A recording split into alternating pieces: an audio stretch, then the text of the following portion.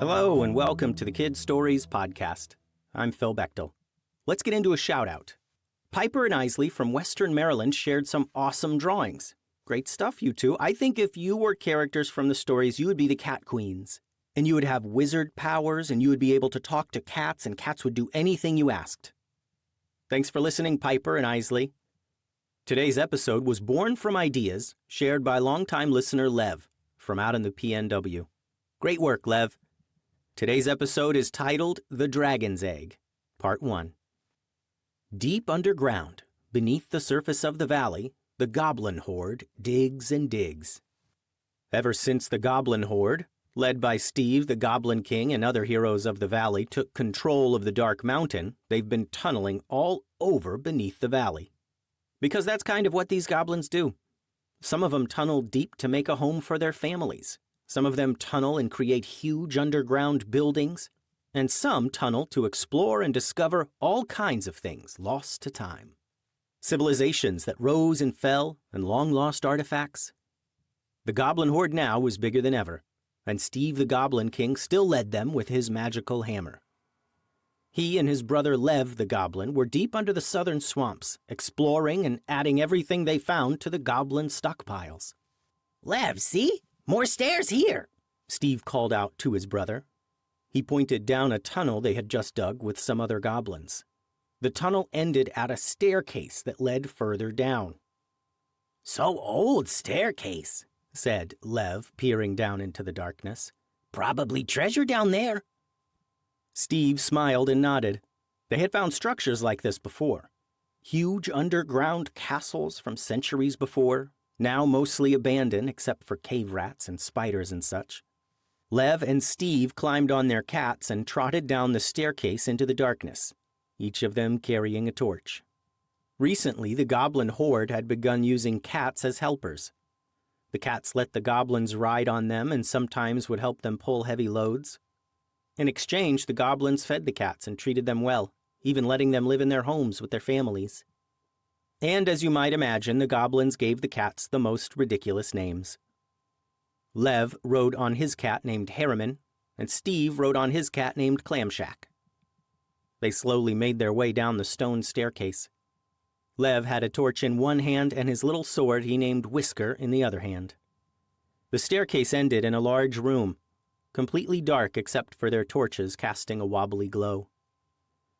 This huge room was completely empty except for a giant stone chair, more like a throne.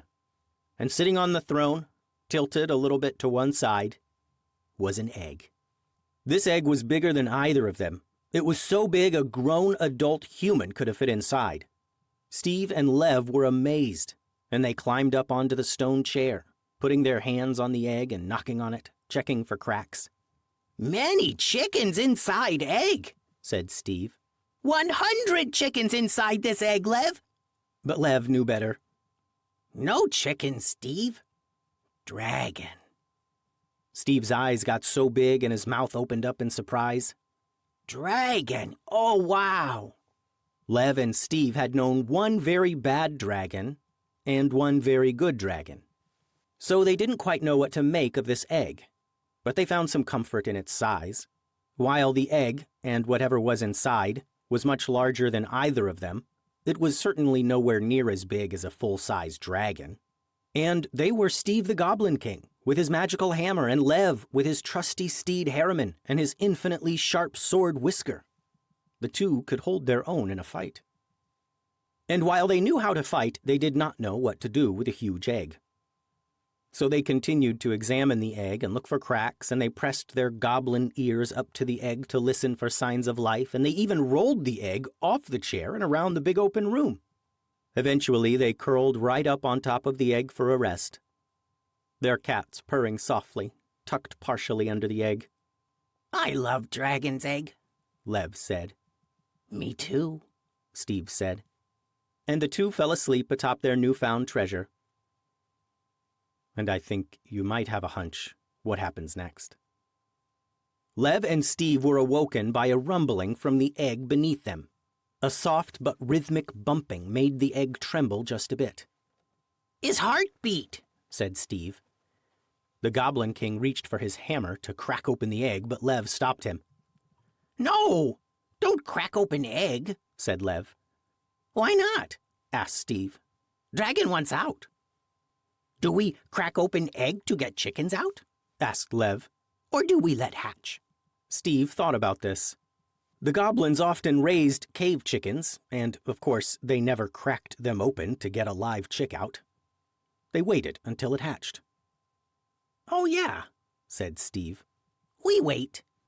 And the two little goblins stood and stared at the gently trembling egg there on the floor of the giant empty underground room. They waited, and their cats grew restless. And eventually the huge egg cracked, and a light shined from within and illuminated the entire room, and chunks of the egg cracked off and fell to the floor, and a dragon stepped out. The dragon was yellow and red with sharp, pointy scales and sharp teeth.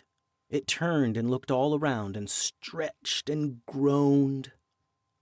Lev and Steve were excited about meeting this new dragon, but as it blinked and looked around, they realized that it might not be excited to meet them. Or maybe, after being in that egg for centuries, it was hungry. They looked at each other thinking that same thing as they each slowly reached for their weapons. For a long time, the dragon just looked around, and then it stared at Lev and Steve. It looked at them both and tilted its head slightly, the way a dog does when it hears or sees something new. Then the dragon stood up and leaped at the two little goblins. Before they could raise their weapons to defend themselves, the dragon was on them both, licking their faces. "Aha! Dragon spit!" shouted Lev as he tried to push the dragon's face away. The goblins laughed, and the dragon jumped off them and bounded around the room, growling playfully while its tail wagged back and forth. The goblins played with the dragon until they were all so tired again. They ran around the room chasing each other and play fighting. "What we do with dragon?" Lev wondered. "We need to find Gray Dragon, Eugene, to ask about this new dragon," said Steve. "What do we name this new dragon?" Lev asked. "I don't know. Maybe Bing Bong? Ding Dong? Steve?" thought Steve out loud. "Maybe Nacho," said Lev excitedly.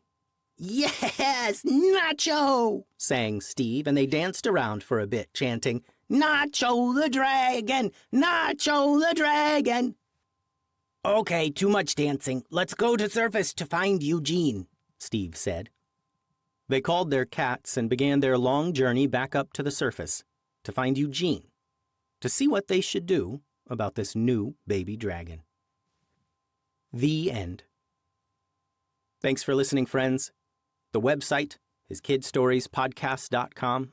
Send all your drawings and things to kidstoriespodcast@gmail.com. Adios.